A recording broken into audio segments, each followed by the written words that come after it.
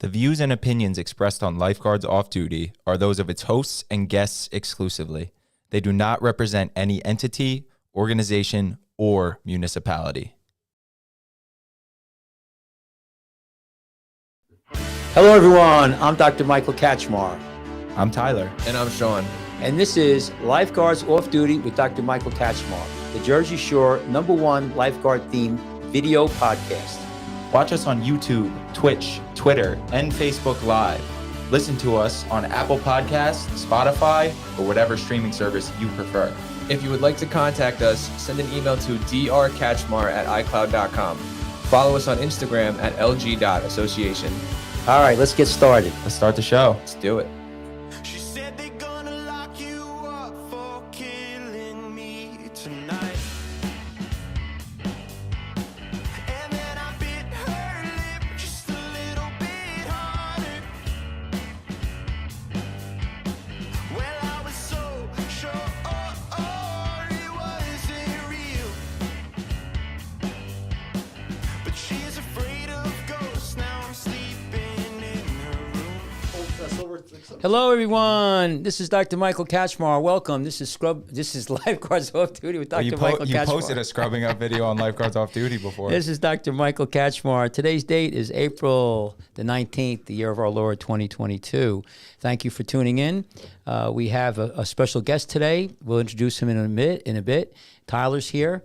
And I thank you for tuning in. We're on YouTube right now, live, Facebook Live, and Rumble. And we'll post this on Spotify and Apple Podcasts. So please tune in today. If you're watching us on YouTube, please subscribe and hit that like bell.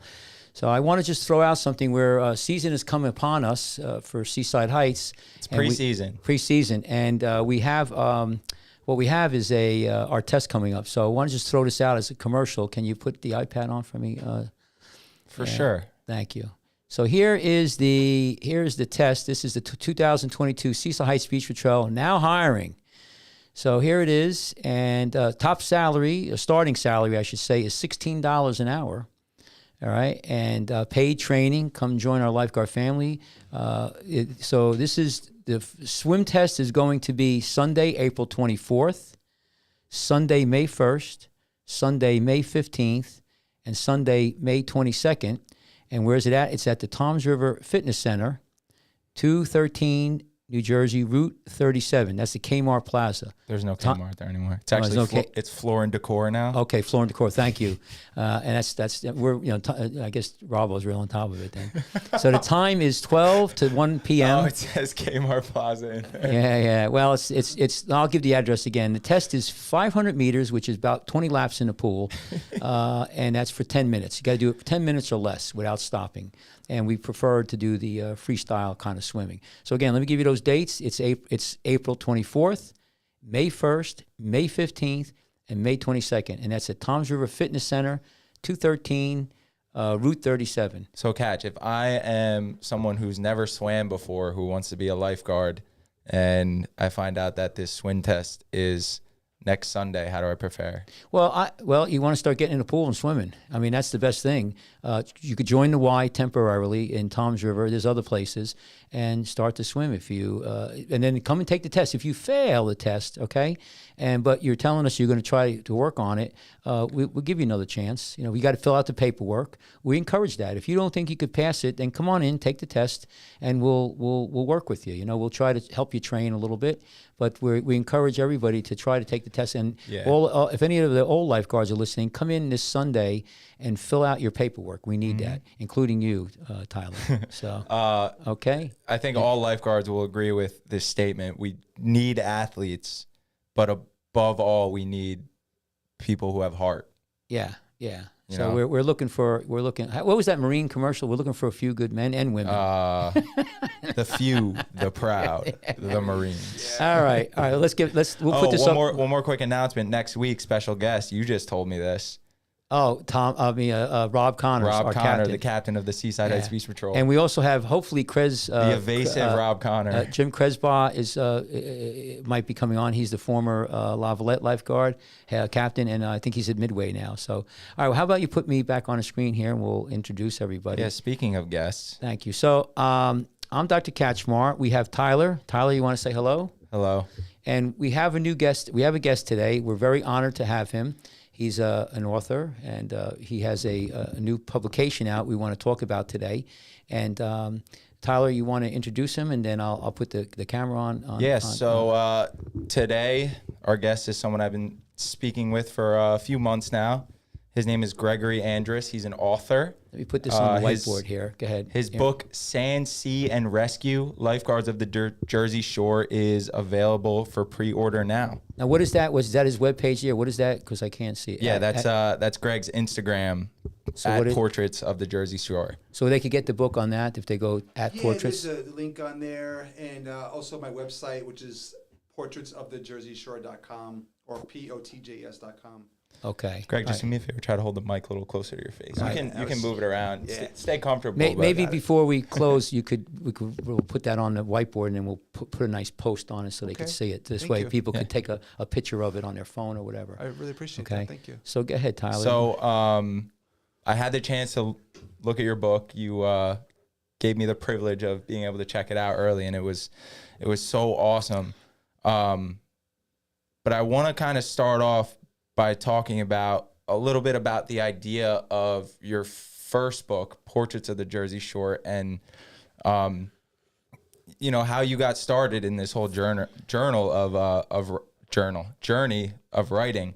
And the question I wanted to ask you is, like, it's very obvious that what you do is you're not trying to tell your own story. You're trying to allow people to tell their stories in their own words. So what is it about just like the anecdotes of everyday life that you personally find so powerful? Beautiful. Thank you. I think every single person is made in the image of God, and every single person has inherent dignity and are full of beauty and treasure that they may not even see in themselves. So for me, I like to go up to just complete strangers and just ask them 3 questions. As hey, I have a Portraits of the Jersey Shore where I share interviews online. Can I ask you a few questions? And most of them say yes. And then I say, what was what are you most excited about in life right now? What do you have coming up? Anything, so just to warm them up, just so we get used to each other. And then I'll say, what was one of the happiest moments of your life? And they might share a moment or a milestone or something that someone's done for them. And then I'll say, what was one of the most challenging moments of your life? And just through those 3 questions, I have over 2,000 interviews, and every single one unique from the next. And I really am convinced that every single person has a story, which is the byline to my book, Portraits of the Jersey Shore. Everyone has a story, and truly everyone has a story. That's amazing. So what is it that then led you to write this book about lifeguarding? So I had been doing Portraits of the Jersey Shore, collecting interviews of people from the street since 2015. Okay. The pandemic hit, right? So I wasn't able to go out and get as many interviews. Mm-hmm. So obviously we all probably had taken a step back in our lives, reassessed some things, what direction are we going in? Do we want to make any changes and so forth? And I had always been really interested in film photography, and I've always been interested in featuring something that would be worthy of the incredible expense of shooting on film. Film is very expensive between buying the film and then getting it processed and so forth. And I was thinking about how, like, lifeguards, they have such incredible inherent strength. And there's something very noble about them that I think that not only do most people not really recognize as they're on the beaches, but I don't think even lifeguards might understand that themselves. There are very few vocations that requires the person to go into danger. Most vocations are trying to protect their employees. Mm-hmm.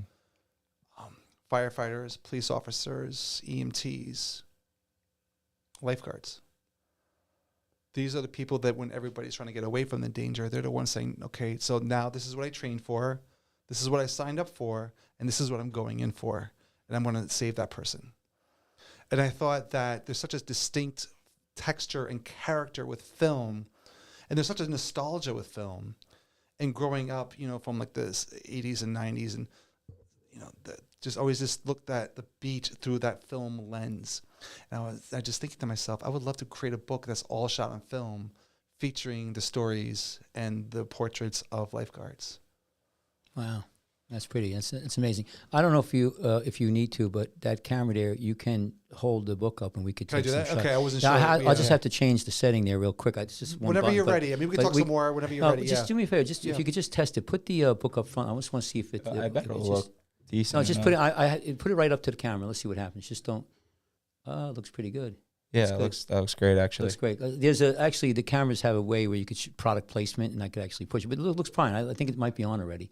So Should I open it up? yeah, if you want to show Yeah. us some stuff, I just want to. I'm just opening up randomly right now, but here we go. This is Julia Rothstein. This is from Ship Bottom, I believe. I think it's at Surf City. Surf City, thank you. Yeah, we got to get the Mac. Yeah, go ahead. This is Michael DeSenza from Seaside Park. Our neighbors to the south. Oh wow, To the south. wow. Is there any kind of Go closer. What's that? Is there any kind of rivalry with His the mic is Lady off. Marine? Oh. Touch his. I'm sorry. Hold on, your Sorry, mic. Greg. This mic's been giving us issues. I'm gonna fix it for you real quick. Yeah. Is there a rivalry between us and Seaside Park? No. No.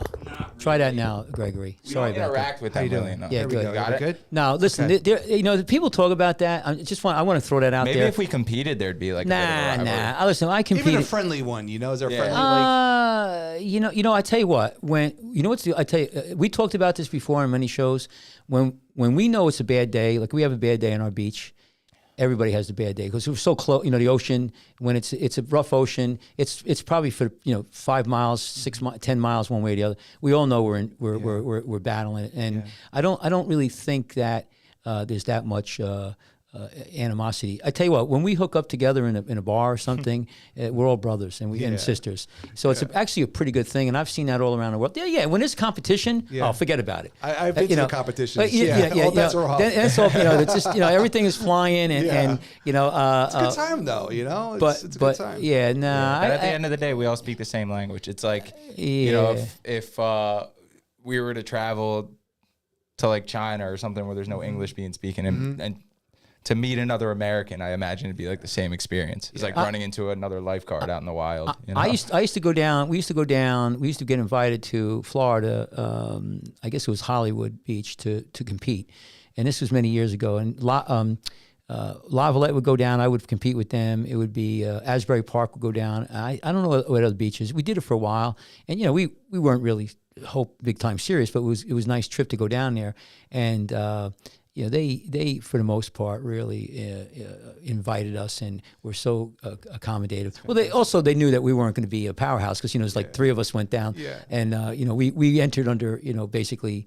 I don't want to be disrespectful, fat, drunk, and stupid. I mean, we just drank, and we were, but they were so nice. Now, I would say no. To answer that question, what we'd like to though is talk to each other so we can learn from each other. Beautiful. We do that. We do that. I love your slogan, which is Lifeguards for Life. That's the fellowship, the community, the brotherhood. So So let me ask you. Let me ask you about this book now, because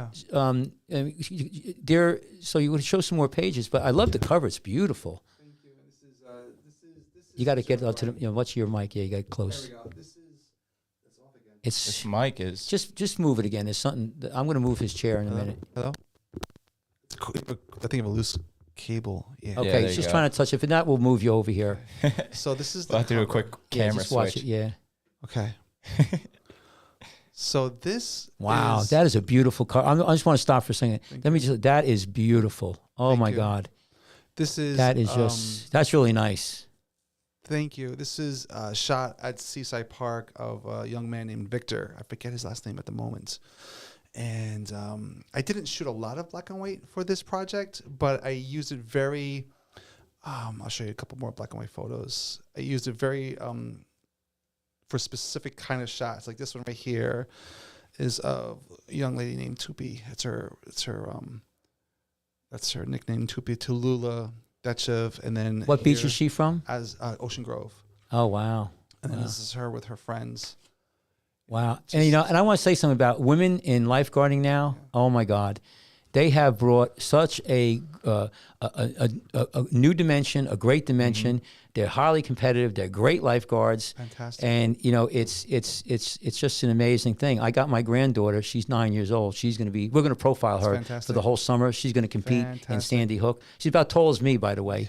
And she, but I love to see that. I love to see the girls. It's oh my God, it's so I'm great. going to show you one for fun. This is actually compliments of your show. Let's see if you can figure out who this is. You know who that is, Catch? I can't. You're click it good. in You the- could get a little bit closer. There we Yeah, go. that's good. I can't. It's Tori Bernstein. Oh, that's Tori. Yeah, her Yeah. name. There she is. Yeah, we had her Yeah. on the show. Yep. And when She's I a great heard kid, her, man. Great when I girl. heard her story on your show, I reached out to Tyler. I said, Tyler, my book is done, but Wow. this is going to be an 11th hour and 59-minute edition. And I got her Wow. story, and she rocked it. She absolutely rocked it. Very intelligent girl. Really, Speaks and- very well. And she has such a poise and confidence about her. How she rescued a cop who could not get past the trough to the sandbar, and she had to help his kids, and as she said in this book, I knew he wasn't being stubborn, but I didn't want to emasculate him. Oh, It's just yeah. and it's just, but there's such a strength, an inner strength. It takes not just a physical strength, but it takes an inner strength. I've seen it time and time again with interview after interview. There's an inner strength that you have to possess in order to be able to say, that set right now is 6, 7 feet, 8 feet high. And if I'm not there, that person's going to drown. I got to go in there and get him. Oh, yeah. Most people can't say that. A lot of people who can swim cannot say that. No. You know? No. It takes a. So, it ta- sometimes I gotta hype myself up a little bit before Yeah. swimming out and stuff Well, like well, that. you know what it is. It's that's why there's a lot of technique, and then that's why we try to train people how to deal with kind of oceans like that. It's like everything else. But let me just continue with the girls. So when I was working down in State Park, there was 2 girls there. I think they were called I think their name were Beer, so we called them Beer Sisters, and they were tough. And I'm thinking this is probably in the early 90s, And boy, they were great rowers and great lifeguards. And then we had a couple. We had back in the day. I think La Valette was one of the first beaches to have a female, and it's in there. It's in there. In one of the books here we have about the Jersey Shore talks about it. And then we've had a couple really amazing women. We have still today. So it's it's an amazing thing to have the women on the beach. Yeah. And I think that we've always Seaside Heights. I want to throw a thing about Seaside Heights. We've always been very accommodative. We've had every ethnicity, every today we talk about political correctness, but we've had all kinds of people. Straight, gay, whatever, black, white. We invite everybody as long as they could pass the test. Well, that's just it. And we They bring have them in to- as a brother they and have to sister. perform. They have to perform. And we've been doing that for years, way before it was politically, correct or whatever. Yeah. And so we've always been accommodative. I think that's one of the things about our beach patrol is we were one of, I think, pioneers in that. Same thing in Atlantic City and other beaches. But anyway, go ahead. I'm sorry. Speaking of female lifeguards, this is the daughters of Jack and Joe Casino. Oh, yeah. Hope and Tara. Oh, that's okay. So that's Jack, right? That's Jack, the brother, Yeah. and that's Hope. Yeah. Yeah. So, And so you noticed, I don't know. I think Jovi. I don't. You're asking why he called her Hope. No. These are like 15-minute interviews, so I didn't really Yeah. get a chance to Listen, leave. I don't But think really it's interesting, really pretty story because Yeah. and him and his wife. I think they had their 2 children. And they got 2 other beautiful children. Yeah. And I think they weren't planning on having any. But they're a married couple. And what happened is surprise. And it was it was Hope. It's like and they Yeah. said if she's healthy, we're gonna have a baby. And she's right now in college. She's she's got Joe was just telling me she's got an organic chemistry class. And we wish her all the luck. But that's fantastic. Yeah. She's tough. She's underwater. She rows. She paddleboards. Yeah. So that's a great. Can you put that picture one more time? I just want to see it. Sure. That is such a great picture. That's 2. That's their cousins. Yeah, they're cousins. And that's so Jackie is the captain, and that's his daughter. And look at that. That's great. What a great picture. And look at a stand. Lifeguards are off duty. Yeah. I won't have to make You a can't print. be. I won't have to make a print of Thanks, that man. for you. That's great. That's great. That's really nice. If picture. you don't mind, I would love to share with you a unique feature of this book. Yeah. So yeah, in this yeah. book, there are QR codes, and so you'll be able to see. Let's say the first page right here. This is Brent Scheibler from Manasquan, and it's hard to get. Okay, there we go. So you can see the QR code. Okay. Now, if I scan that on the phone, I wonder if it'll work. So my phone's plugged in here. I'm going to show you how it works. Okay, good. And then I'm actually going to play it because it's only like Go ahead. 4 minutes. Go ahead. But it's actually really, and this is just, again, just shows, let's see what we got here. There we go. Just scan it. A little link comes up. And we're off. What happens is the page comes up. You can see him on the page. Oh, wow. And then you just push play. It says his name, the patrol he's on. Right. I don't know if you can. Hold the phone up to the camera. Okay, we There see go. that. So that's what comes up Oh, on your yeah. phone. Wow. And there's a little, arrow, play arrow. Let's see if it works. Does it take a little time to come or phone's on? It's playing. Huh. You can make it louder on your end, or you want me louder here? That's as loud as I can get. Okay, hang on. It's not coming through. No, it's not coming through the system like before. Do it again. Unplug it and plug it in. It's probably try your phone again. We'll We get it. tested this too. Yeah, okay, try it again. Sorry about that, but it's amazing. Get to the beach. There we There go. it is. There's been a surf forecast that it's going to be at least 6 foot by midday, and we have everybody in the higher ups, basically our chief and the beach manager, deciding around like 9 o'clock in the morning whether or not they should shut down the beach because it's getting kind of dangerous already.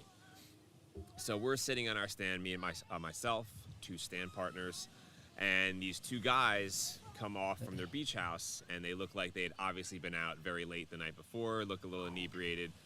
Not very uncommon to see, especially like a weekend crowd. And they jump right in the water, so we're like, we I'm start up as whistling high as- at can them, you- is your like, phone high up? move in, not to go past your waist.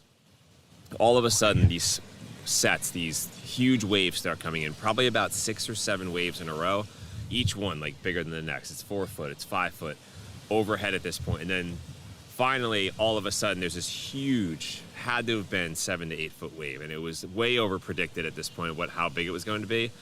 And all of that water needs to go somewhere. And in lifeguarding, we call this a washout. That water kind of swoops around and basically creates like almost like this like whirlpool, and it can't just sit there, so it forces itself back out, and it'll carry anybody with it. It just pulls these guys out the second it starts pulling backwards. And these guys immediately sobered up quickly and start screaming and panicking. And there's no shot they're going to get in on their own. So 2 of us, myself and someone else, jump off the stand, jump right into the wash because that's the best way to get out to them as quick as possible. By the time we get to these guys, they're screaming, they're panicking. And I don't blame them. They definitely didn't know what they were doing. And then all of a sudden we have them with their torps. They're panicked. We try to calm them down. We're out past where the waves are breaking. And then we turn around. We're at least 150 yards offshore. That's how far it pulled us off. So obviously it's going to be very difficult for us to get them in, especially with sets now nonstop coming in. It's going to be like a little hectic trying to bring them in on our own. So our other stand partner now, luckily, fortunately enough, there was a jet ski on the beach because they had anticipated the big waves. It makes it a lot easier to bring in people.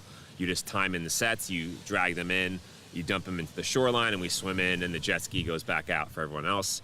So at this point, by the time the jet ski is able to get over the waves, which is he's like literally going over like jumps. It's almost like Hollywood like movie. He's like it's very, very, very sketchy to say the least. My one stand partner has this other guy who's panicking. They're getting swept north of the beach, further down. He just goes, listen, I'm going to take them. So they go around the jetty. We're kind of fighting the current. The jet ski gets to us first as the other guys are kind of drifting down the beach. So we jump on the back of the jet ski and we're waiting for the waves to kind of calm down so we can time it. At this point, he can't even get to the other lifeguards, so they're just swimming to try to get out of like the really, really dangerous, hectic area that we're in. And he starts pulling us in on the jet ski. The guy's panicking. I'm like, listen, we're gonna get in. I know we've been out here for a while. So he starts to calm down, and we start going in, and the jet ski stalls halfway back to the point that it literally isn't running, and sets are about to come. And it was like, I was horrified actually at this point because we're on top of this heavy metal object that's about to see another 6-7 foot waves start coming in. This guy is screaming at the top of his lungs, and I'm trying to calm him down. Like, miraculously, the engine kicks back on, and he drags us back out to sea again and barely gets us over the set waves. So at this point, the jet ski's stalling, I guess because of the weight. I don't know what was happening. We hadn't used it all summer. That was probably the problem. So he tries to pull us back in again. It stalls before it can even get in again. At this point, I'm just like, I roll the guy off. He's screaming. I'm like, listen, if we don't get in, the Coast Guard will get us. We'll swim out here all day, but we're going to try and get in now. We start swimming in the sets. You know, at this point, I just held onto the guy and hugged him, and the waves just pounded us all the way, but it dragged us to the shoreline, and we washed up. He was grabbing sand and kissing land like he was a 15th century explorer at sea for a year. Wow. I had never seen someone so happy to like literally touch like sand. I was exhausted, and I was, you know, the little bit of the panic that I was feeling subsided. 10 minutes later, my stand partner had got swept down 3 whole beaches to the north. Same thing, they just got knocked all the way in. Needless to say, the beach was shut down for the rest of the day after that. Wow. That's some story. I love how you can hear all the waves. Yeah. Yeah. That was an incredible story. Like, where do you start with something like this? Like, who was the first person you talked to? Did you have any connections? So it started by the first Beach Patrol I did the interview with was actually Manasquan. Okay. Because I knew someone who was a lifeguard who followed my page. And then from there, it just grew because then they told people about it. And then beach patrols would contact me, or they would tell me about other beach patrols, and I would contact them all through Instagram. And I wound up through 7 weeks visiting 20 beach patrols and interviewing over 50 lifeguards. How big of a part was Tim Harmon? Did Tim Harmon help you out a lot getting in contact with people? Tim Harmon, not so much with getting in contact, but he was critical in making sure that everything was factual, that I had everything squared away, that I was not going to be embarrassing either myself or the lifeguards with the content I was putting in the book. He was extremely encouraging the whole time, and he's thanked at the beginning of the book for the work that he put into this. So, I mean, not that he put into the book, but into me, to making sure I'll have the best quality book possible. Yeah, absolutely. Yeah, let me throw it out. Tim, he's an unbelievable character. You talk about character. That guy's got, just unbelievable character, and we could go on and on, but I just want to throw. He's in here. He's amazing. Yeah. Let me just ask you about a couple of things about the book. So let me get this right. So the book it's got pictures, obviously. It's got text, but it also has these codes where you put your phone and you're gonna every one of these individuals your profile has an interview and you can listen to it. Half of them. Half of them are just text, and the other half are little blurb quotes, like maybe 2 or 3 sentences that lead you into the QR code, so you can see kind of like what it's about. Just from a technical standpoint, we don't have to get too heavy because our audience may get bored with this, but from my perspective, like that interview, was that one take or did you have to edit that? Like No, one take. That's amazing. Yeah. It's hard to somebody to speak that well, and see, that's one thing when you know a story is true and you know it real happened, because there was no he was remembering from the timeline, and you can know it happened. You know it happened. The other thing is how do they so you have these apps, so when they hit the phone, it goes to a web page, like my website, and that's where all that stuff is loaded in the web page. They're all loaded on my website, where you can't access them unless you have my book. Okay. So they're hidden. That's But great. as soon as you scan any one of these in here, that is so amazing. Gianna Giglioli, her second day on the job, she wound up rescuing somebody. Her second day ever on the job. Can we see her picture? Yeah. Let's see her. She's 16-year-old. 16. I love it. I love it. 16 years old. And she saved somebody's life. Second day. Never, she could become an accountant, a lawyer. I mean, never, ever save anybody else's life, but her career here, 16 years old, she saved a life. That's an amazing. I feel like that girl used to swim at the Y. She's a hardcore swimmer. Like, she's a hardcore I feel like swimmer. I used to. Yeah, she looks tough. I like the bravado she has, too. Yeah. Like, go ahead. Yeah, exactly. And it's talked about in here I also love is the it, training that they undergo. There's several different, where they're not talking yeah. about rescues, they're talking about what they do to train the lifeguards to be able to make those rescues. Yeah. So. Listen, I'm gonna have my 9-year-old. She's gonna be rowing this year. That's fantastic. She's paddleboard. She's been out to the buoy. I mean, it's amazing, especially once they get that sand underneath their toes and they get that bug. They want to go crazy. So let me just with this book then. So you did this. Your premise was you went from one beach to the next, and you interviewed different lifeguards. What was the I want to say scope? There was Monmouth County, Ocean County. Did you do the whole New Jersey? Like how far did you go? Just hit it again. Yeah. Yeah, you just got it. Nope. Okay, I'm There on. it is. Yeah, we're gonna have to fix. I apologize for that. That's It must okay. be. No, it's fine. It's I'm used to doing interviews without any microphones. So this is perfect. I love Nah, it. I'm gonna replace that. But anyway, so go ahead. So because I was- only had 7 weeks, I kept it to just Ocean and Monmouth County. I did do 2 interviews down in Cape May County, one with Wildwood and Captain Harry Back in Cape May. See, the thing is, and I'll just bring it up now, as I'm going about, as I started in the beginning of July to do these interviews, I had no idea what was waiting at the end of the summer. I had no idea that there would be 2 lifeguards' lives that would be taken on duty. yeah, that's So I created a little memorial for them on the back of the book. Oh wow. Just the dates and the 2 torps that were given to their to them, and this is Keith's lifeguard stand with the flowers. And what I wanted to do was still end it on a positive note. So what I did was 2 different interviews that are linked together. First, Tim Harmon, who talked about how he organized all of the lifeguards to come down to Cape May so that they could go to Norman's funeral. Right. He was And talking then about that.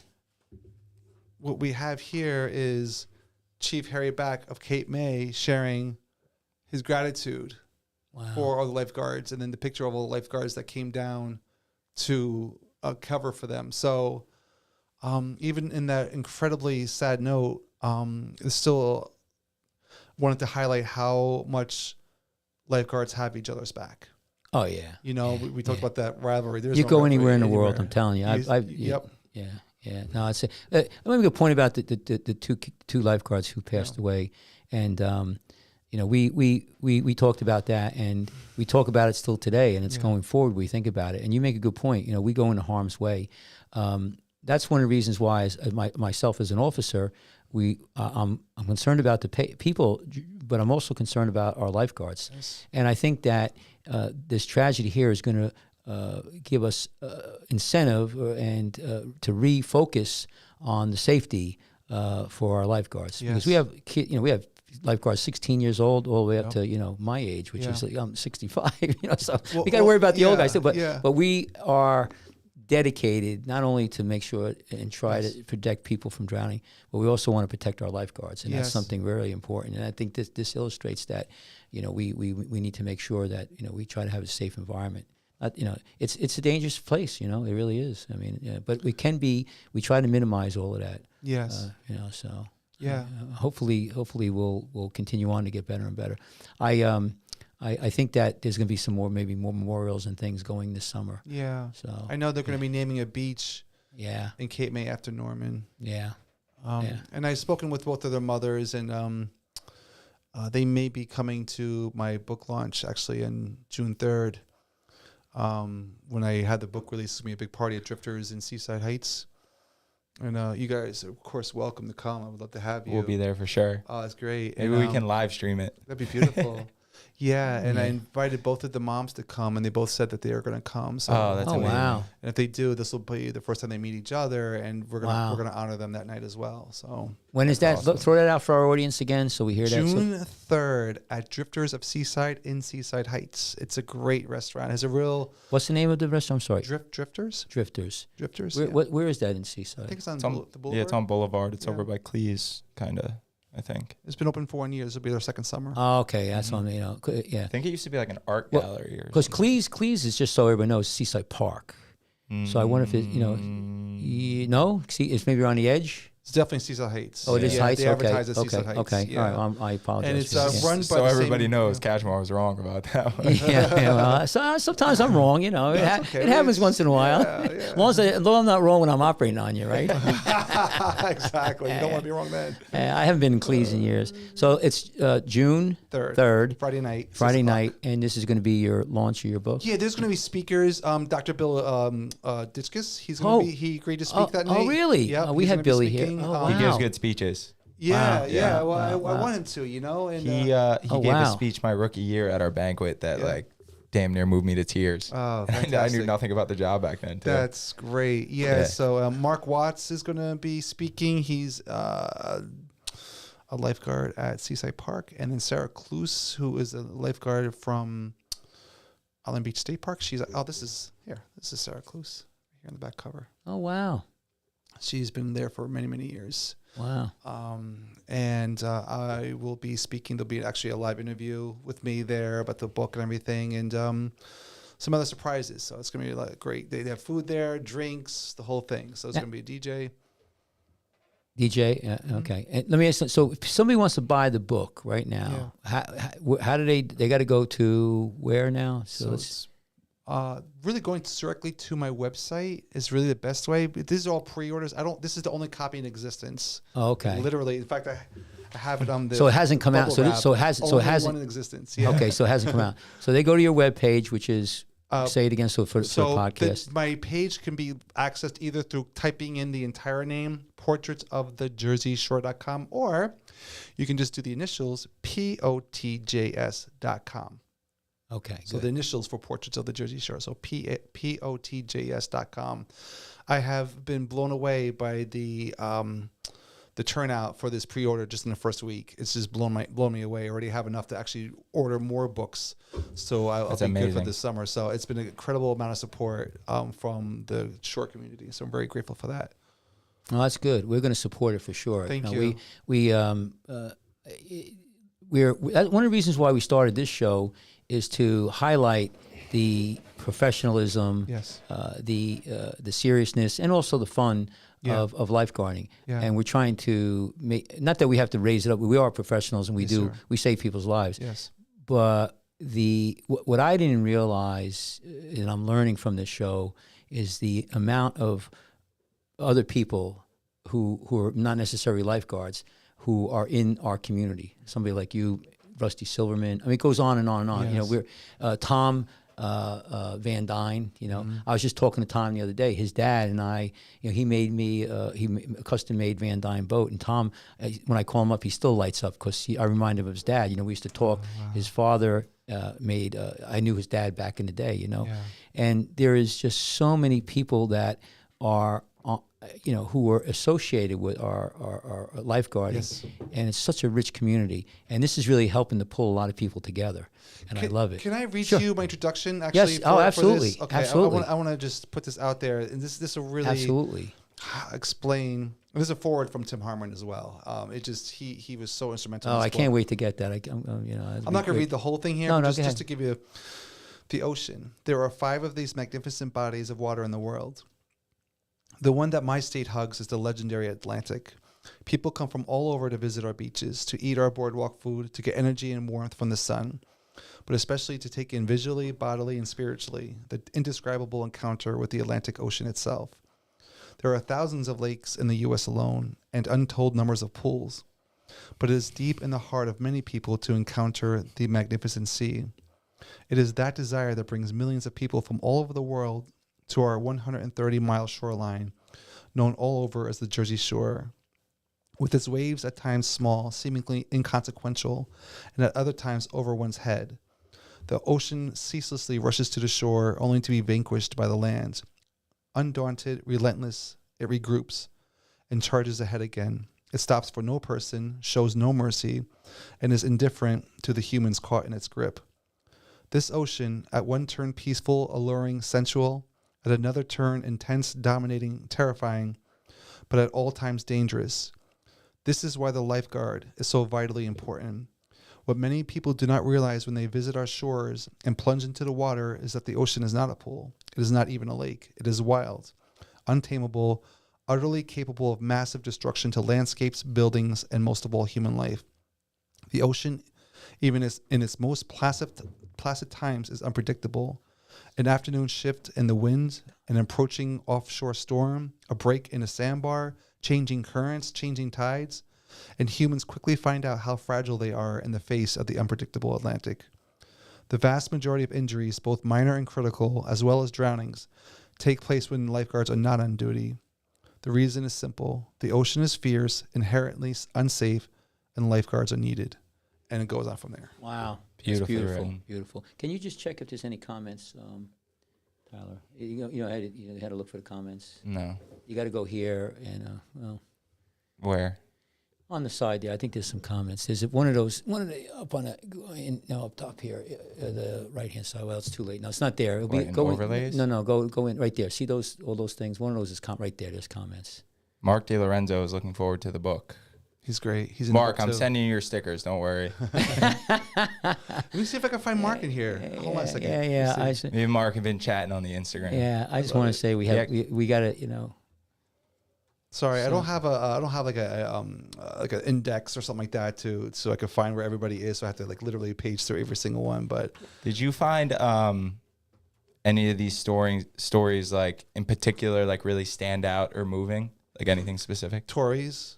Oh, here's Mark. let's take a look. Hang on, put the camera there. Here he is. Let me see. It's hard to go back. I have to go backwards. Here we go. So Yeah. he's a really cool dude. I really enjoyed. Yeah. I really enjoyed meeting him and talking to him. Ocean Beach Unit 2. I have to make sure I get the unit part right because I was just doing OB2 and it's OB, and he helped me again. He helped me remember it was Ocean Beach Unit 2.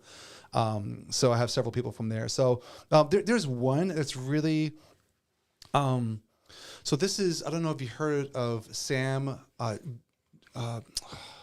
Jarmer. He's from, where we go? There you go. Okay, so he's from Ocean Grove, and that's with Garth Greer. So on Sam's first summer of being a lifeguard, his whole life he just wanted to be a lifeguard. That's all he ever wanted to do. And his first summer, his first couple of weeks, he was lifeguarding, and on his break, he went into the ocean, dove head first, didn't realize how shallow it was, and he broke his neck.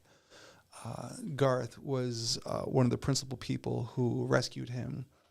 And this scanning this QR code, you can hear both of them talking about that story of his rescue and so forth. And so that's definitely one of the more powerful stories. Pre-order the book if you want to hear that story.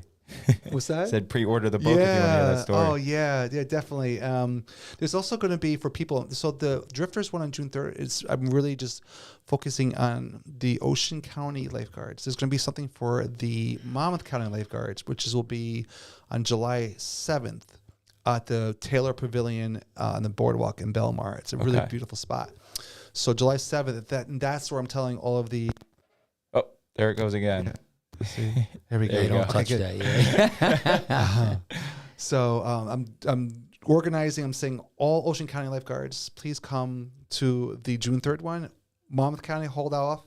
I would like you to please come to the Monmouth one. That's for you, and on July 7th. So of course they can both go to each one. But whatever. I want to know. I'm doing something special for both of them, though. Wow, that's great. Yeah. That's great. And then Long Beach Island, I have something coming up in August. Yeah. So.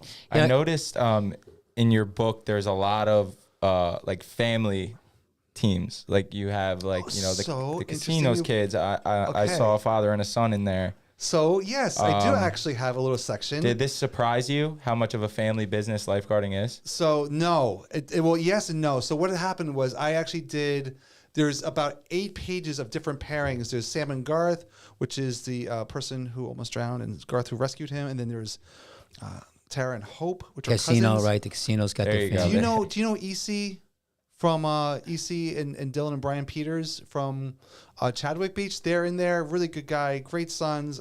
Really great respect for that family. Amelia and Joe Buckley. Really, sorry to touch it by accident. Yeah. But, this is them, brother and sister.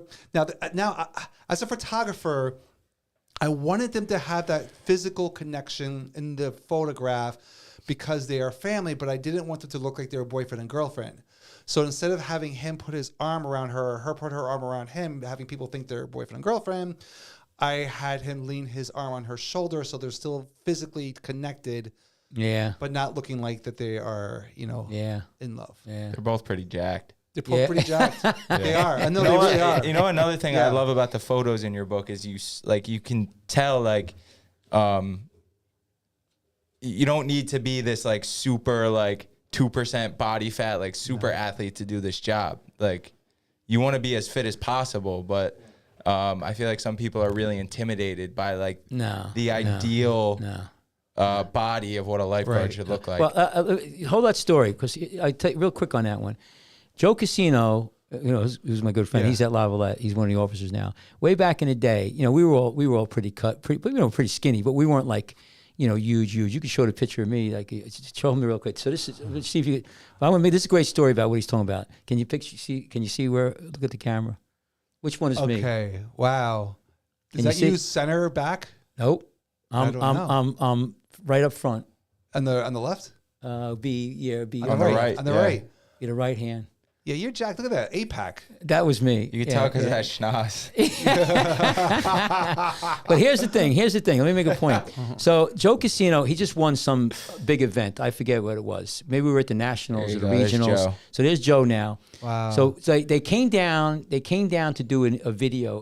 They were going to do a profile on him. Yeah. And I forget who it was. And I think him and another lifeguard, they were profiled in a boat in what was it? It was a very iconic Sports Illustrated, one of those magazines. But anyway, they came down, and when they saw him, he's a skinny little, no muscles, no nothing, but a stud. He was, and they weren't really interested in photographing him. They went Not up all somewhere. of us look like Zach They Efron went up. on They The went up Rock. to some guys who Joe would just crush in the water and rowing, but they looked Right. more jacked. So, my and it's that's the old saying: don't ever judge a book by their cover. Yeah, But, seriously. yeah, we were, but They're a loss. yeah, we were pretty tough back in the day, though. We were all, but it's good to see these young kids and they're proud and But anyway, so what other families do you have? Let's continue. Any other? So that was it. That was just the brother and sister, the father and the two sons, and then the cousins. Where I see a lot more of that is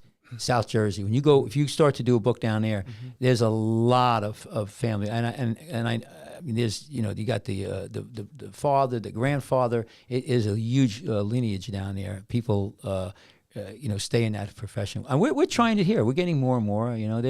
But our beach patrol, when Al Ayers was the captain, he had his 3-4 brothers working. 3 brothers, and I'm trying to remember Billy's Dr. Discus. His brother never worked on a beach. No, his other brother did, right? So there was 2 brothers. It was Steve, and Billy. There's a lot of that. One guy comes in. We've had quite a few brothers now. Thinking about it, a lot of sibling pairs on our beach. A lot. Yeah.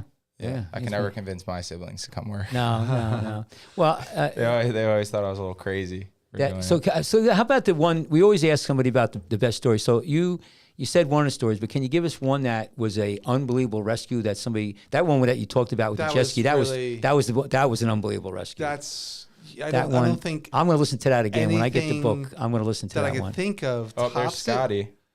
Oh, you know Scott? Oh no, is that Scotty? That's Cooper and Agent. Oh, Watch out, don't that touch looks that. like Yeah. our guy Scott Jaros. He's in there Yeah. somewhere. Scott Jaros isn't here. Yeah, In yeah. fact, he's you know what's interesting about Scott is that I actually asked because I interviewed him after I met with him after the 2 losses of the Lifeguards, and I actually asked if his mom could share a mother's perspective of, your son is out there, basically risking his life every day to save others. Could you give a mother's perspective?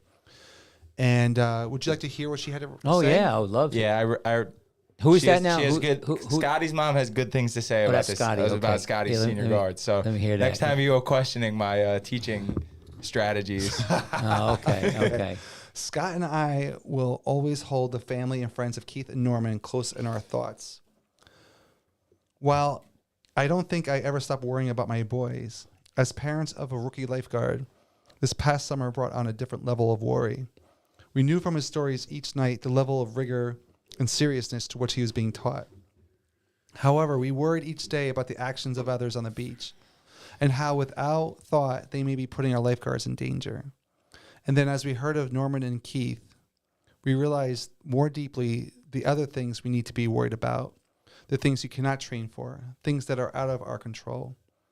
We hoped each day as he left that he made good decisions, that he worked as a team, and we were thankful that the officers were on the lookout watching over them. But Seaside Heights Beach Patrol really instills a sense of pride and responsibility in the guards.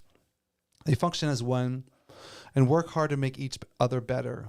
Off hours, the seniors invite the others to hang out together, whether it's dinners or surfing or what have you, so they form a tight bond. On the beach, when one is in trouble, they all come together like you'd see in a SWAT team, with each one knowing what they need to do. For one of Scotty's rescues, he had to get 2 kids stuck in a riptide, and he said the one kept asking him if they were going to die. He did all the training to get people to remain calm. He needed to talk to the kid and then get the kid focused on talking about something else. An absolutely amazing experience. He wishes he would have started years ago. Wow, that's a great story. And, I could tell you to parents out there who are listening and the young kids who want to come to work with us, and I think I could speak for all the beach patrols, all the officers. We won't do we wouldn't do anything that should have them train unless we do it. I mean, I swim out, I do the buoys, whatever we make them do, we do. But I can tell you one thing: we're very protective, and Tyler will tell you. I watch out for these kids, the boys, the girls, and I put myself in harm's way before I put them in harm's way. And I think that every beach will do that. Yeah. We got 16, 17-year-old kids, and I tell you, some of these kids are like, they could pick me up with one finger and throw me. but I still, I'm going, and this but is you not have the experience, you have the training, you have the knowledge, right? But it's also like I'm going to go out there. If we clear the beach and the kids are in the headquarters and there's lightning and thunder and some idiots go in, I'm going to go after them. I'm not going to send them out. I'm going to tell you that right now. I know if I die, I die. I mean, it sounds, hyperbole, but he knows I'll do it. Better you than them. Yeah, right. right. Well, listen, I'm older, and but it's that's the job I take on.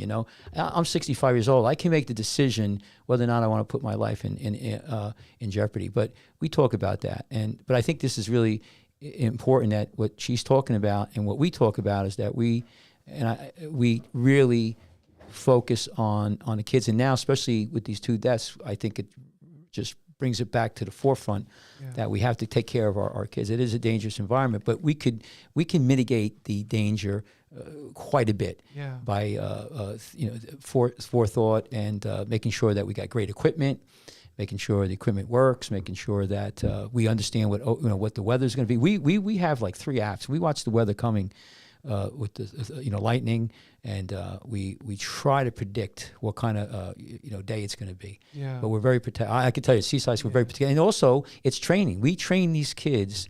And Tyler will tell you, we work out hard. We don't abuse them, but if they can't do the job, we bring them up to that point that they need to be able to make that rescue. If we don't think they can, then they're going to go back to what do they call it in the minor league? Well, LIT is what I was told. At least down in LBI, they call them LIT, lifeguard and training. Mm-hmm. Yeah. We're lit. So Tyler, I'm just curious because you read this book. What did you think of hearing the perspectives and experiences and stories of other lifeguards as they shared in this book? What was your take on all that? It was cool because, our beach, for whatever reason, we don't compete in tournaments, and it's part of the reason we started this. We don't participate in that community as much as a lot of us would like to. And a lot of it has to do with the fact that our beach is so busy, but it's kind of like this, almost like isolationism, where we've just developed things on our own for so long. This little bubble. So so to read those stories from other guards and to hear the exact same thoughts that go through my head about rescues was really cool. Oh yeah, we are doing this thing right, so we can keep doing it. Yeah. Actually, I wanted to point out one quote I read from Bella DeSimeone from Belmar. Oh yeah. She goes, it was such a good one-liner. I was reading her little portion. She goes, honestly, I think when people are in distress, they don't care who's coming to save them. Yeah. She's speaking about being a female lifeguard. Yeah. And that to me was Good point. that makes a lot to sense. Someone's drowning and it doesn't matter. It doesn't matter if it's me or if it's, I want to share with you one last one. Oh yeah. Because I don't want to give away the whole book before people buy it. But this I one, know, people are getting a this- great sneak preview though. This Tell you, one, the pictures are so beautiful. Thank you. Oh, they're really from here. They just jump out. thank you. This is Joe Bongiovanni. Do anybody know who he is? I know the name, but Okay, Asbury Park Beach Safety Supervisor, which he's the chief of the Yeah. Asbury Park. yeah. Actually, I'm not going to end on this one because it's a downer. Okay, so I'll just read this. He said, "This is the little blurb that leads you to the QR code to scan." After the rescue, I asked her if she was okay and if she was with anybody.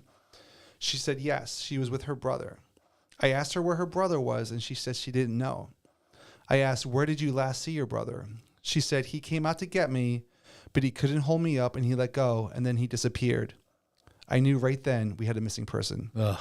So I'm not gonna play How it. It's- how often, like when you were doing these interviews, did stuff get like heavy like that? because there's such a vast variety, and I wanted it to be a variety. I didn't want it to be always like intense, heavy stuff.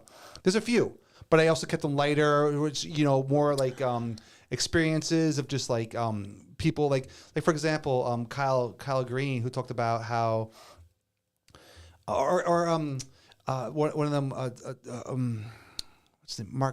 Mark Watts Jr. talking about being a person of color, and being a lifeguard. He talks about that perspective. So a lot of times it's also just their perspectives, their experiences, but that sprinkle throughout. There are some really heavy stuff, but I didn't want the book to be bogged down with heavy stuff. I wanted to keep it so it's like fluid. And honestly, I designed the book so that every single page you wouldn't know what you were getting next.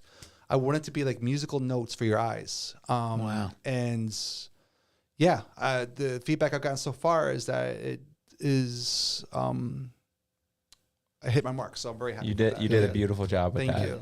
Thank you. I want to kind of switch gears and Yeah. I want to talk about like how you personally feel about the beach. Yeah. Now, one, have you ever yourself had a near drowning experience? Yeah. So first, I will make this a two-part question, okay? Yeah. So for me, I grew up in a very That's funny because I wrote it as a 2-part question, but edited Okay. it down to one. yeah. For me, yeah. I grew up in a really intense home, very violent, and my sisters and I did not feel safe growing up. And there were two things that gave me refuge from it. One, unfortunately, was drinking. When I was 13 years old, I started drinking at a very young age, which led me to a whole host of problems later in life. But the other thing was the sea, was the ocean. There was something so wild and so beautiful and so comforting about meeting the ocean that it allowed me to experience something greater than myself, which gave me hope. But at the same time, it allowed me to feel grounded and feel like it's going to be okay while I was in my own body. So it was really powerful, and I really believe that many people experience that. In fact, I think that that's why people go to the ocean. That's why you have people from all over the world coming to the ocean. Do you find it to be a spiritual place? Extremely. I am a Christian, but my church is the ocean, without a doubt. Without a doubt, it is the sanctuary. It is where I feel closest to God. I go to church, but it is the ocean where I feel closest. I wrote this down in my notebook once. The beach is my church and the ocean is my pastor, or something like that. Yeah, the way you speak, the seagulls, the tides, the colors. You stay there long enough, you know this. I mean, just the colors shifting and shaping. I don't know how you guys can sit there on those stands and not have a canvas in front of you and painting what you see. It's incredible. It's incredible. Do you ever take it for granted? Being a lifeguard. Every day? That's funny that you asked me that. I live 3 blocks from the beach, and I'll go like 3 weeks without even walking up and seeing it, and then I'll like snap to and be like, "What am I doing?" Yeah. But in a sense, people though, go their whole lives without making that trip, and I Right. have it right here. I could go look at it every day and just like you said, like have this feeling of renewal, of peace, of there's a little bit more going on than just my problems. Yeah. And I don't. So to answer your question, yeah, I do. I do take it for granted. And yet I don't think you do, because you realize it. Yeah. So you have those aha moments like, wait a minute, what am I doing? I don't need to be like on my phone right now, or I don't need to be at McDonald's or whatever. I could just it's the ocean, man. So it's hard to go every single day and be like, it's amazing, I live here. But the fact that you have those moments shows that you do really respect it and you don't take it for granted. So I definitely respect it. yeah, yeah. I think I'm agree with you. I'm a Christian also, and I think with the ocean, I've been in a lot of places in the world, and I've seen a lot of different, the Grand Canyon and beautiful vistas. Yeah. Something about the ocean, though. I agree with you. It's different. Yep. And It's alive. It's alive. In the Caribbean, if you have to ask me, what is in my eyes and what inspires me the most, it's definitely water and the ocean. I'm a Pisces also, so I don't know if that has to do anything, but it's the power. It changes. I mean, if you look at the Grand Tetons, I mean, they're there. I mean, it don't really change. I mean, the ocean could go from a beautiful flat surface, safe as anything, to an unbelievable, dangerous, boiling, 15 foot. I mean, they have 80-foot waves. I had someone one time try arguing to me that mountains are more impressive than the ocean, and I said, it may be they didn't see the ocean. They haven't seen all the ocean. It may be 2 million, 20 million years from now, but eventually that ocean is going to grind every last boulder in that mountain to dust. And it will be sand being built into a sand castle by a little kid behind my stand whose mom lost track of it. How good did it feel to drop that mic? I have a captain's license. I do I have a master's, and so my friends work down in the Caribbean. They do charter boats, so I would help them every year. We would bring the boats from British Virgin Islands down to Grenada for the hurricane season, and then bring them back up. And I could tell you, many nights I was on watch, and I'm sitting up in and these are big sailboats, 60 foot, and plus. And I remember, a full moon. Water calm. Sometimes we just have the engines going. We still have the sails up, but you're motoring, and just by yourself. And I can't really tell you how to explain it, but it's a surreal. It's transcendent. It's almost like being. You ever watch those like Star Trek where they go in like the wormhole tunnel? I mean, there's nothing around you for hundreds of miles. Yeah. Well, it's amazing. It is an amazing place. Let me put it this way. I know I joked last week that I was like a pagan or whatever. Oh yeah. I haven't been religious in a very long time. The last time I stepped foot in a church was like, other than for like a wedding, maybe it was like my confirmation. So call it like 13, 14 years old. Right. But the feeling I get when I'm looking at that ocean, especially watching the sunrise over it, that's religion to me. Yeah. Well, that's what I feel that people seek out. Yes. Right. 100%. Mm-hmm. So let's talk about this. People need to know. They want to know that there's something bigger than themselves. Exactly. Yep. And for me, like the ocean doing that, I guess is like enough for me. Yeah. Yeah. So continue on with your story. We'd like to know. We really like to hear this. So when my problems got so large, like I wound up becoming homeless and a full alcoholic by the time I was 20. And for me, for 10 years, I lived in New Brunswick. I didn't live anywhere near the ocean. And I think I couldn't have, because I couldn't bear to be at a place I loved so much when I was in such a terrible state. It wasn't after I got my life together and I got married and the whole thing, and we met in New Brunswick, and we lived with her family for a while up in my wife's family for a while up in Bergen County, and then we moved down to the shore about 17 years ago, and I've been sober this whole time, and for me it's like they're inextricably tied. It's just like I can enjoy that sunrise over the ocean. I can enjoy the changing colors. I can enjoy the changing tides. I can enjoy the shapes of the waves. I can enjoy going for a swim. I can enjoy all of it because I am fully present in my own self, so I can be fully present with the ocean. And it's really incredibly meaningful for me to be able to have that. I have 2 boys, and I bring them to the beach all the time, and they've never seen me with a beer in my hand. And for as I for all of my whole life. I just never want them to see with alcohol in my hand because I'm a different person. And I teach them the joy and the wonder of that magnificent, beach and shore. And they do take it for granted. We're going to the beach again? I'm like, yes, we are going to the beach again for the third time today. It's just that's what we do. It's just like, so. What is it? What brought you out of that? Because there's a lot of people who might be listening to us now who are addicted, maybe not to alcohol, but drugs. I mean, there's over 110,000 people died last year of drug overdoses. And I see it as a doctor. So was it your faith that brought you through, or realizing that there's a bigger power out there like the ocean, or was your wife, marrying? Like what pulled you, what gave you, if somebody was looking for a, metaphorically a life preserver or a lifeguard, somebody to save them, Sure. what would you say, because you're three things that I see in your life that you're telling me about, the ocean, your faith, and a family, which is, to me, very powerful. I mean, I wouldn't say they're equal, but so tell me, what. What I'm going to tell you is not what I would recommend to anyone. Okay. But when I was 28 years old, I was in New Brunswick, and I was outside of a party and smoking a cigarette at 1 o'clock in the morning, and there was a police chase in a street adjacent to us. It was a perpendicular. So over this way, the street's going that way. It's adjacent and perpendicular? Perpendicular. Yeah.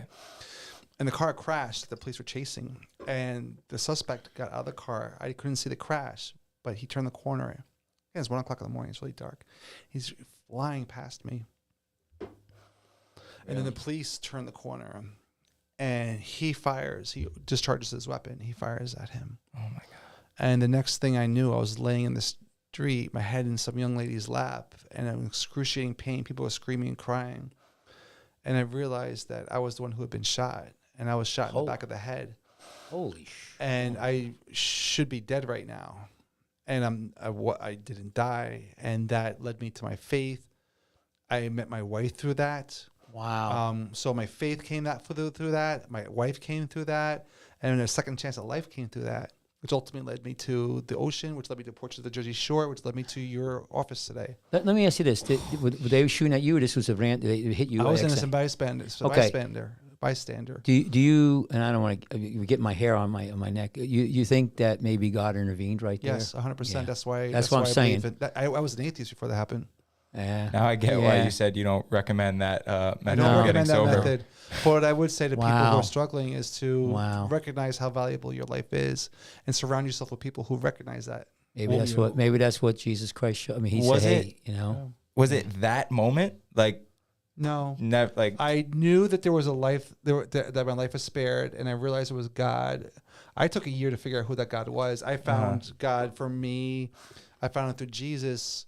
Because all these other religions were saying that if you take all these steps to come, you can get closer to God or nirvana or whatever. And I'm like, man, I'm so screwed up. I can't take any steps. I can't even take a step out of my door, But then when I learned how Jesus died on the cross and he did it all for me, took on my sins, took on all my guilt, everything, and I have this new life now, I'm like, I can do that.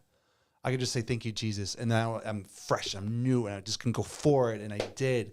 And I had an amazing wife and her amazing parents who believed in me. I mean, I was basically like picked up from like it was like a scruffy cat, like an alley cat that she picked up and brought home to her parents. And they said, you know what? I believe in this person you brought home to us. And they believed in me, and they showed me love that I've never seen before. Yeah. They showed me what a healthy family looked like, the whole thing, And So that's my story. Listen, this is so powerful. I think I just want to throw this out because I didn't know you know about you, and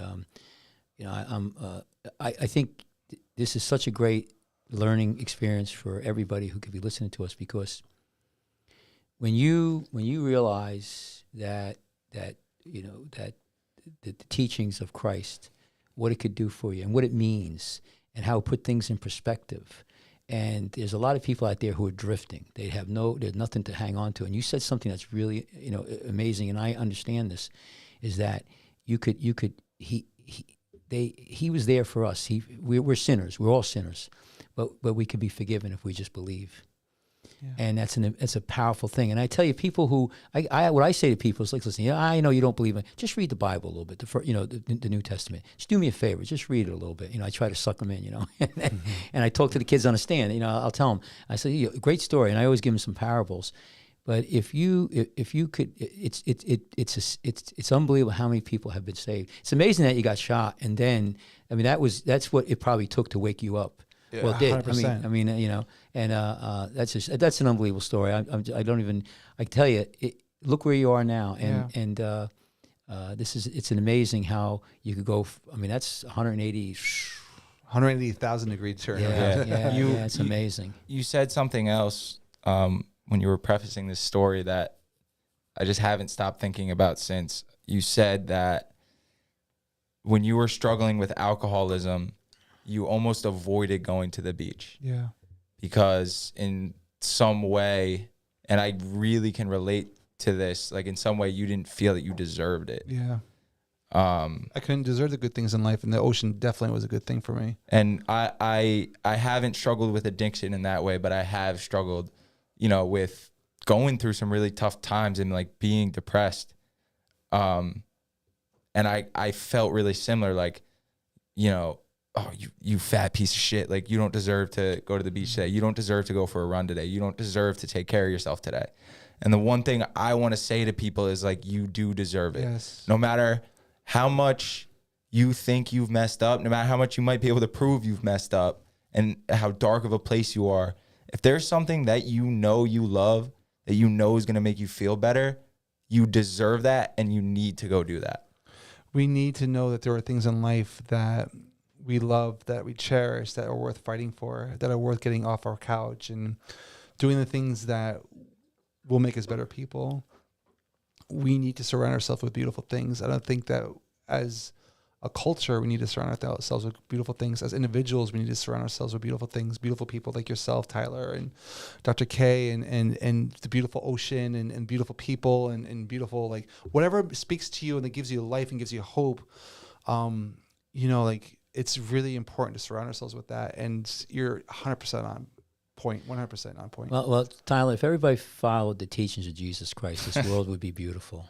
I know. I'm going to push. You guys aren't going to convert me. On this show. We'll see. I'm going to work on you. We're going to work on you this summer. I'm definitely going to work. I've been working on them, you know. So one of the things about me is, you know, like I am a Christian and I've interviewed thousands of people, but I don't proselytize. I'm not out there to try to get people to come to Jesus. I'm out there to legitimately, honestly hear their stories. Yeah. Every once in a while, someone will share something with me that they're going through, and then I'll share my story with them. And I'll share that my hope is in Jesus, and that has really helped me to turn my life around. But I'm not saying you need to do the same thing. You know, I'm just like, you know, it's there for you if you want it. But I'm not trying to hit people over the head, because I feel like then it was like a bait and switch, you know? Yeah. So I understand, like, I completely understand religion, because like I said earlier, like, I'm not religious myself, but in a way I am, because there's things I believe in religiously, you know? Yeah. Like, I believe in love religiously. There's, you know, feelings and thoughts I have about the way the universe works and all interconnects that I believe religiously, but there's just nothing tied to that. yeah. No label, I guess, I assign to that thought process, you know? Yeah. But I mean, what the hell are you living for if you're not moving towards something better? Yeah. And that's at the base of all religions, right? Yeah. You know? Yeah. You know, it answers, you know, we're getting off the topic here, but it answers a lot of our questions. What happens when you die? Why are we here? You know, why do we have to kill animals? To live? When you get shot in the head, you ask those questions a lot. Yeah. You know, a lot. Why? You know, and I had to have answers. You know, right. Yeah. And that's where a lot of people, you know, if all religions to some degree answer those questions. So, but anyway, listen, I thank you for sharing that story, because if one person hears that on this medium, and it changes them in a positive way, we've done some good work today. Beautiful. We've done some good work today. Yeah. Can you do me a favor and just throw this advertisement up here? I just want to throw this commercial out, because my captain is going to give me a hard time for no. So I just want to throw it out here. So this is Dr. Michael Katchmar again. So here's our Beach Patrol. The 2022 Seaside Heights Beach Patrol. We have a test coming up. We're hiring, and I just want to throw it out. Anybody listening to this, this is New Jersey, Seaside Heights Beach Patrol.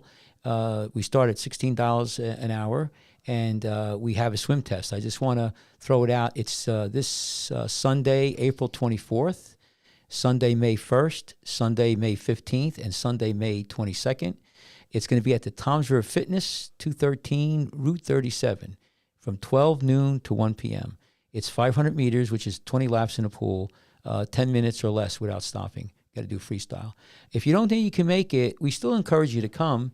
Try it, and we'll fill out the application, and you could still try to train some more, and try to get better, and you could take the test again. You could take an ocean test. We go back in the pool. We do a little bit of everything, but we're really encouraging people to come out and say hello to us. Right, Tyler? Yeah. Before we wrap up, Greg, I'd like to read one more quote from your book, if that's all right with you. Great, thank you. This one's from Sarah Cluse from Island Beach State Park. Yeah. So she works under Chip Catch. Oh yeah. Yeah. And she's describing, what's going on in her head in the off season. Once we're in the dead of winter, the only thing I can think about is how much I can't wait to come back and start swimming in the ocean again. It's like a form of meditation for me, especially when it's nice and clean and clear on a nice warm day. There's just nothing better. There's no way you can have a bad day when you're here. I tell my captain all the time that I plan on being a lifeguard here until I can no longer walk. That's a great story. That's a Yeah. great story. Yeah. Sarah, we all agree with you. Yeah. Once you get sand, we always say, once you get Captain John Boyd, who I worked for, he's passed away now, but he started in the 20s, and I started in 1976. And he said to me, I remember he says, once you get sand between your toes, you never get it out. And metaphorically, he was right. I mean, people ask me, I go a lot of places, and they'll say, well, what do you do? And I go, and sometimes especially if I had a couple of jobs, I'll just say I'm a lifeguard. I don't even tell them I'm a doctor or anything like that. And I think a lot of us feel that way. That's whether or not we're doctors, teachers, whatever else we do on the side. This is our main thing. And I love when I have a 16, 17-year-old kid, even 20-year-old kid, make their first rescue, and they legitimately save somebody's life. And I go right to him, and I go, we had a kid this summer, and he was 16 years old, and he made a big rescue. And I said to him, you just saved somebody's life. He was still shaking a little bit. Yeah.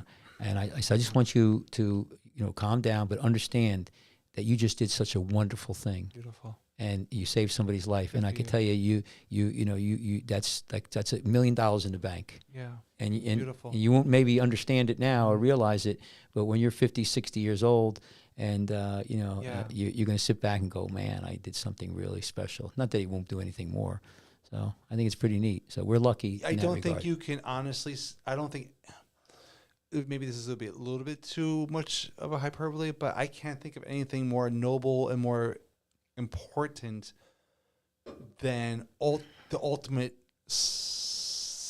sacrifice, or the ultimate. It's not a sacrifice because you're not dying, but to be able to save someone's life.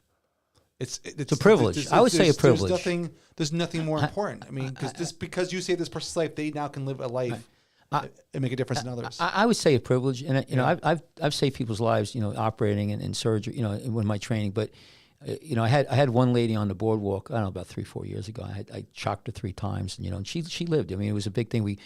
She came back to the town, and it was her husband with her, who they were high school sweethearts. Mm-hmm. I tell you.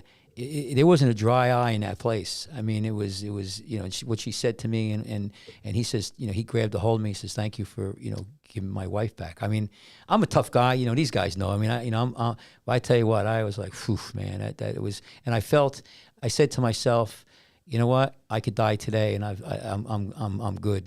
I'm good, because I really did something really good. Because we all have done, I don't say bad things. I never, did anything, but all of those, that's like such a great thing. Anyway, we go on and on, but no, it's not. Yeah. It's a privilege and it's an honor, and that we're able to do that. Again, I really appreciate you being here. By the way, I'm so thankful. You're the first people to interview me since the book, and it's I'm so excited to have to share it with you. It's appropriate. It's with this you, is great. Lifeguards, this is great. So Well, this is a great place to be, because this is this is it. Tyler, we want to say anything? How about throwing some of our stuff out? Our stuff is down here. Screenshot anytime during the show. You'll have it there. LG.association. That's our Instagram. Dr. Catchmore at iCloud.com. You can shoot an email there, or lifeguardsoffduty@gmail.com. JerseyShoreFootAndLegCenter.com. Keep an eye on that. We're getting some t-shirts up soon. Yeah, baby. Audible, Apple Podcasts, Amazon, Facebook, Google Play, Spotify, Twitter, Twitch, YouTube. We're everywhere. Call us live during the show at 732-237-4949 and tune in next week for special guest Captain Rob Connor of the Seaside Heights Beach Patrol. But go follow this man. And you guys got to say what. And his name is Gregory Andrus. He's an author. His book, Portraits of the Jersey Shore, is available now for purchase. Sand, Sea, and Rescue, Lifeguards of the Jersey Shore. His new book is available for pre-order now. So, Greg, you need us to do us a quick favor. Yes, this is our sign Every out. day when we wrap up at the beach, the last thing that gets said on the loudspeaker is stay out, stay alive. And we have every single guest sign us out with that. So it's your turn. No, you want to stay out and stay alive so you can come back again the next day. Let's go. All right.